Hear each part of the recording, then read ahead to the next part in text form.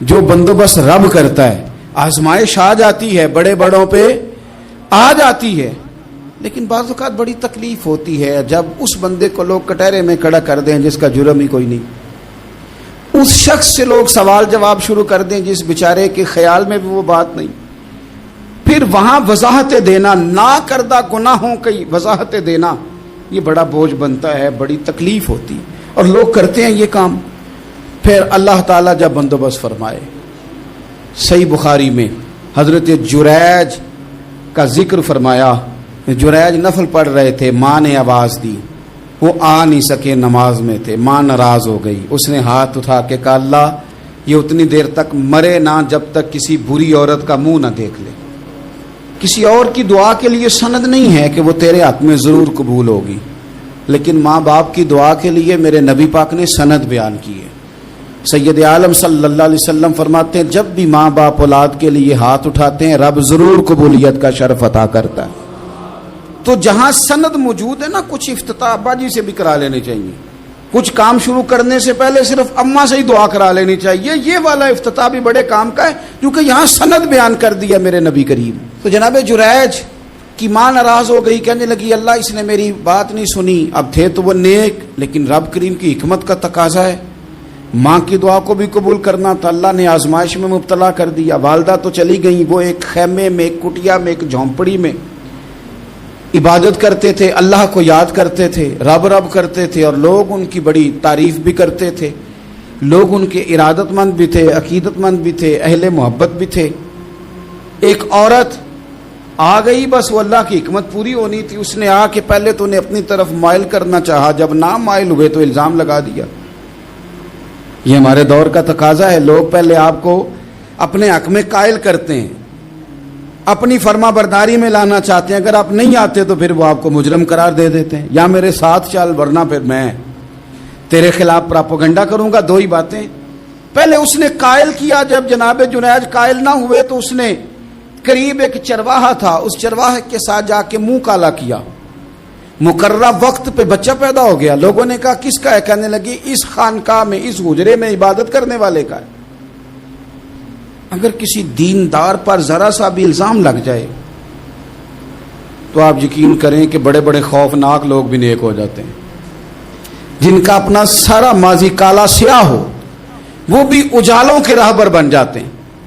جن کی اپنی زبانیں ساری زندگی آلودہ رہی ہوں وہ بھی بڑے بڑے اعلیٰ سچ بولنے لگتے ہیں. اعلیٰ کچے میرے مکان کی دیوار کیا گری, لوگوں نے تو میرے صحن میں رستے ہی بنا لیے. بڑے لوگ آ جاتے ہیں, پھر بڑا کچھ کرتے ہیں اور بڑے بڑے خوفناک جملے کستے ہیں. بس کو نقطہ جو ہاتھ آ گیا, ایسا جیسے گرنے کا انتظار کر رہے تھے. اب جناب لوگ اٹھے, احتجاج شروع ہو گیا, شور پڑ گیا. یہ بابا بڑا نیک بنتا تھا, نفل پڑھتا تھا, عبادتیں کرتا تھا, دیکھو اس کا حال کیا ہے کہ اس نے ناجائز بچہ پیدا کیا. بغیر تحقیق کے میں کہہ چکا ہوں کہ الجھے الجھے بکھرے بکھرے روز و شب دیکھے گا کون. لوگ تیرا جرم دیکھیں گے, سبب دیکھے گا کون. لوگ تیرا جرم دیکھیں گے, سبب کوئی غور نہیں کرتا کہ وجہ کیا تھی. او بھائی کچھ تو مجبوریاں رہی ہوں گی, یوں ہی کوئی بے وفا نہیں ہوتا. الزام لگا دیا, شور ہوا, احتجاج ہوا, دنیا اکٹھی ہوئی, ان کا انہوں نے حجرہ گرا دیا, مارا بھی, پیٹا بھی, ایک نیک آدمی کو بدنام بھی کیا, برا بھلا بھی کہا, گالیاں بھی دی, جو کر سکتے تھے کیا. اب جب سزا دینے لگے نا تو جناب جریج کہنے لگے تھوڑی سی اجازت دیتے ہو, مار تو تم نے دینا ہی ہے. کہا جناب ٹھیک ہے دیتے ہیں. انہوں نے کہا صرف 2 نفل پڑھنے ہیں.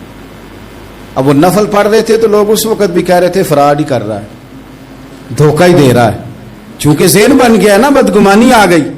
انہوں نے 2 نفل پڑھ کے ہاتھ اٹھائے, کہا اللہ جانا تو میں نے ہے, پر اس رسوائی کے ساتھ جنازے تک نہیں خراب ہو جاتے, قبریں تک نہیں لوگ بدنام کر دیتے. کہ اللہ جانا تو ہے, پھر اس رسوائی کے ساتھ تو میری مدد فرما. اب تو میرا کیس تیری ہی عدالت میں ہے, تو رحمت کا دروازہ کھول.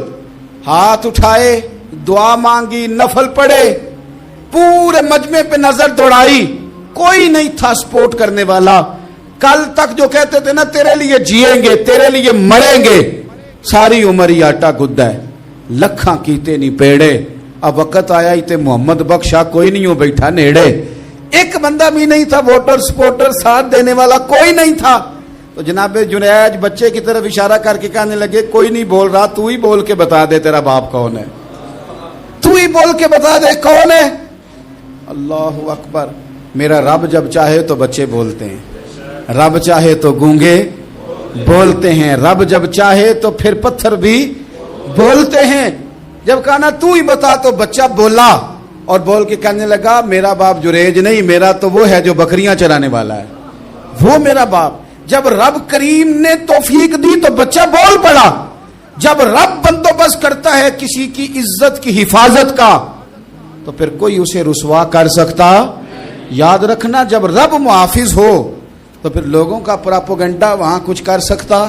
لوگ کئی دفعہ بڑا گہرا جال بنتے ہیں, سازش کا رنگ بڑا گہرا ہوتا ہے, عام سادے آدمی اس کو سمجھ نہیں پاتے, اس پراپوگنڈے کا حصہ ہو جاتے ہیں, انہیں پتہ ہی نہیں چلتا یہ بات دراصل کیا کی جا رہی ہے. یہ کتنی گہری حسد کی آگ ہے جس کو لوگ بغض کے ساتھ ہوا دے رہے ہیں, اپنی عداوت کے ساتھ اس کو زیادہ جلا رہے ہیں. حضرت سیدنا عائشہ صدیقہ رضی اللہ تعالیٰ عنہ بیان کرتی ہیں, اور لطف کی بات یہ بھی بخاری میں موجود ہے. میں نے جناب جنید کا قصہ عرض کیا تو بخاری سے, یہ عرض کر رہا ہوں تو بخاری سے. یہ واقعہ میں حضور کی امت کے کسی ولی کا بیان کرتا تو لوگوں نے کہنا تھا ہماری سمجھ میں نہیں آتا. بعض لوگوں کا خیال ہے کہ داتا صاحب کی کرامت بھی نبی پاک کی بیان کریں. او خدا کے بندوں کو خیال کرو, داتا صاحب تو کئی سو سال بعد آئے ہیں, وہاں اگر کوئی کرامت ہوگی تو حضور بیان کریں گے. اگر نبی کریم نے پچھلے بنی اسرائیل کے ولیوں کی کرامتیں بیان کر کے تمہیں بتائی ہیں تو اس کا معنی یہ ہے کہ اگر وہاں اللہ یہ شان عطا کر سکتا ہے تو تم تو امتوں کی سردار امت ہو, ان پر تو نیرا فضل ہے, تم پر تو رب کا فضل کبیر ہے. تو بس لوگ سمجھنے کو تیار نہیں, پچھلوں کی مان لیتے ہیں. جناب آصف بن برخیہ کی کرامت جو سورہ نمل میں آئی وہ تو مانیں گے, پر غوث پاک کی کرامت یہ پتہ نہیں عجیب فلسفہ ہے, اور کس طرح کا فلسفہ ہے یہ سمجھ سے بالاتار ہے کہ بنی اسرائیل کا کوئی ولی ہو تو اس کی کرامت ہو سکتی ہے اور نبی پاک کی امت کا ہو تو اس کی ہو ہی نہیں سکتی. کیا معنی ہے اس بات کا؟ اور لوگ ہیں کہ داد و تحسین دے رہے ہیں, واہ واہ کر رہے ہیں. اللہ تعالیٰ سمجھنے کی توفیق عطا فرمائے. حضرت عائشہ صدیقہ رضی اللہ تعالیٰ عنہ فرماتی ہیں ایک عورت تھی اور اسے نبی پاک صلی اللہ تعالیٰ علیہ وسلم نے وہ کلمہ پڑھ کے مسلمان ہوئی, مدینہ طیبہ آ گئی تو حضور نے مسجد نبوی شریف میں اس کے لیے مکان, ایک سادہ سا کمرہ ساتھ مسجد کے بنوا دیا, وہیں رہنے لگی. اکثر وہ سیدہ طیبہ کے پاس آتی تو حضرت عائشہ صدیقہ رضی اللہ تعالیٰ عنہ فرماتی ہیں وہ بڑی باتیں سناتی اور آخر میں کہتی وہ ہار والا دن بھی بڑا عجیب دن تھا اور میرے رب کی قدرتوں کا دن تھا, وہ بھی بڑا عجیب دن تھا. سیدہ عائشہ صدیقہ رضی اللہ تعالیٰ عنہ ایک دن فرمانے لگی کہ تو ہار والے دن کا بڑا ذکر کرتی ہے, وہ کیا دن تھا؟ تو خاتون کہنے لگی اماں جی وہ دن تھا جب میرے رب پر بھروسہ اور مضبوط ہو گیا, جس دن میرا اپنے رب پر توکل اور بڑھا, میرے ایمان میں یقین میں اور پختگی آئی. کہنے لگی میں ایک گھر کی کنیز تھی, نوکرانی تھی, اس گھر میں ایک بچی تھی جس کے پاس سونے چاندی ہیرے جواہرات کا ہار تھا. اس زمانے میں چمڑے کے اوپر لوگ ہیرے جواہرات لگاتے تھے, کئی دفعہ سرخ رنگ کے چمڑے پہ لگائے جاتے تھے. وہ بچی پہنتی تھی تو کہتی ہوں بچی کے اس نے اتار کے رکھا یا اس سے گرا وہ ہار تو چیل اسے اٹھا کے لے گئی گوشت سمجھ کے اور میرے سامنے اٹھا کے لے گئی. گھر والوں نے مجھ سے پوچھا, یہ بخاری میں موجود ہے, گھر والوں نے پوچھا مجھ سے کہ وہ ہار کہاں ہے تو میں نے کہا چیل اٹھا کے لے گئی. گھر میں کچھ چوری ہو جائے تو سب سے پہلا الزام کس پہ لگتا ہے؟ ملازمین پہ.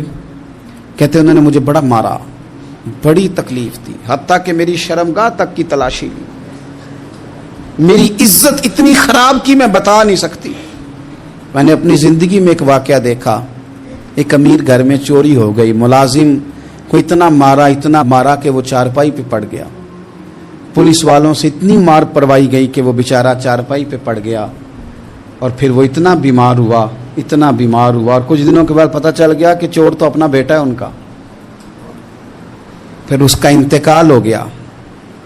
اب وہ سیٹھ صاحب اور گھر والے آ کے مرنے والے کے کان میں معافیاں مانگ رہے ہیں, کان میں تو میں نے ان سے پھر کہا تھا کہ یہ تو اب چلا گیا ہے، تمہارا زور چلتا تھا نا، تو تم نے قانون خریدا اور تم نے اسے جتنا ہو سکا تم نے اسے مار پڑوائی، تمہارے پاس جو عدالتیں تھیں تم نے وہاں کارروائی کی، اب ایک عدالت قیامت کے دن لگے گی۔ یہ کمزور تھا نا، کچھ کر نہیں سکا۔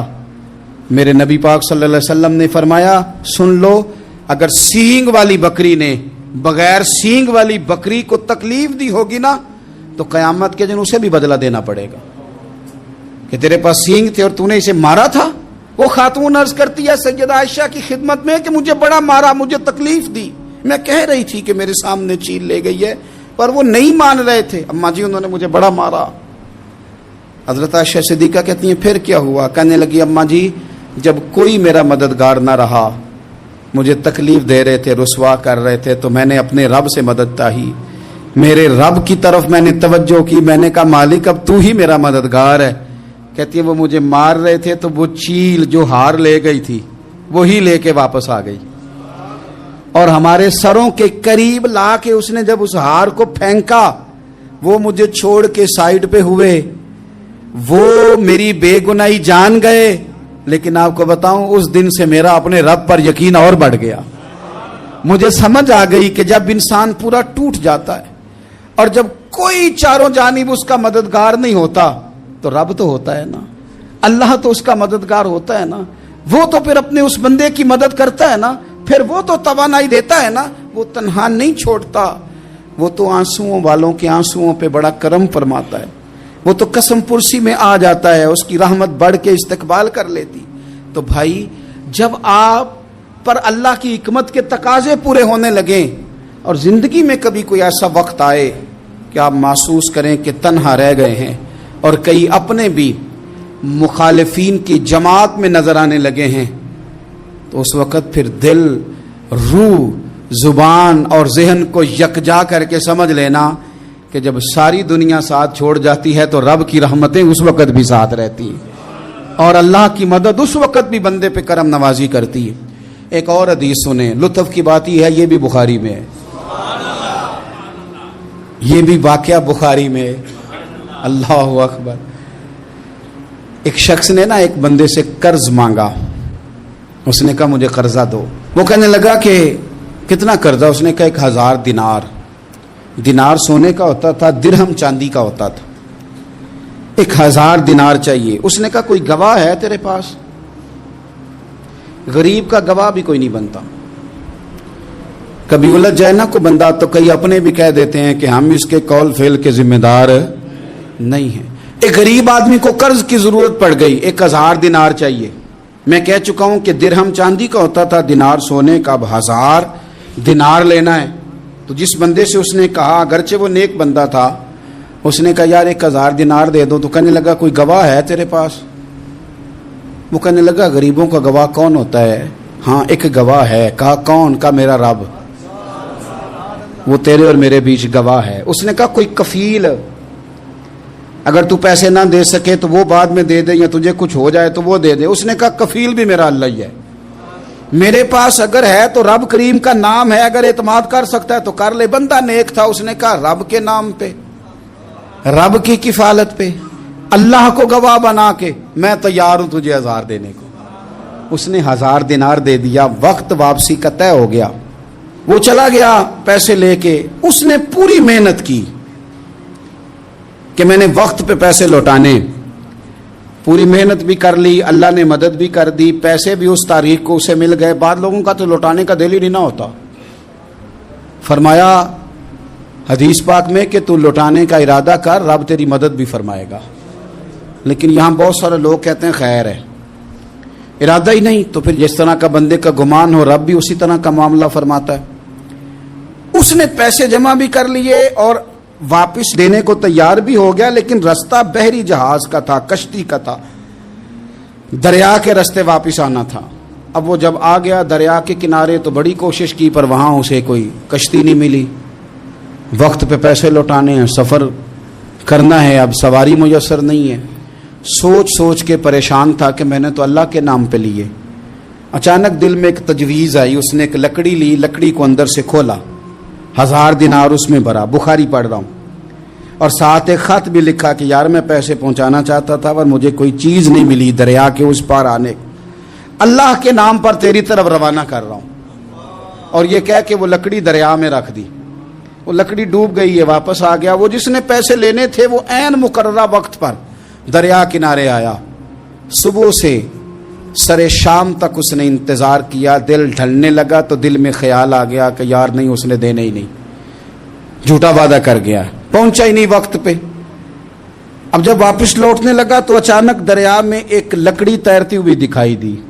کہنے لگا لے جاتا ہوں، شام کو روٹیاں پکانے کے کام آئے گی، ایندھن بنا کے جلا لوں گا، ہنڈیا پک جائے گی۔ لکڑی اٹھا کے جلانے کے لیے گھر لایا، گمان تھا کہ وہ نہیں آیا وعدہ کر کے، اللہ کو کفیل اور وکیل بنا کے اور گواہ بنا کے پھر بھی نہیں آیا۔ لکڑی لے کے گھر گیا، بخاری ہے، اور جب اس کو چیرا نہ کہ میں اس کی آگ جلاؤں گا، کھولا تو اندر سے 1000 دینار بھی نکل آیا، خط بھی نکل آیا۔ اب ذرا سمجھنا، اس کے دل میں بات کس نے ڈالی کہ تو لکڑی میں پیسے ڈال دے؟ اللہ نے۔ اس بندے کو مقررہ وقت پہ کنارے بھیجا کس نے؟ لکڑی صرف اسی کے ہاتھ آئی تو یہ بندوبست کیا کس نے؟ اللہ نے۔ گھر جا کے چیری تو پیسے با حفاظت اس تک پہنچائے کس نے؟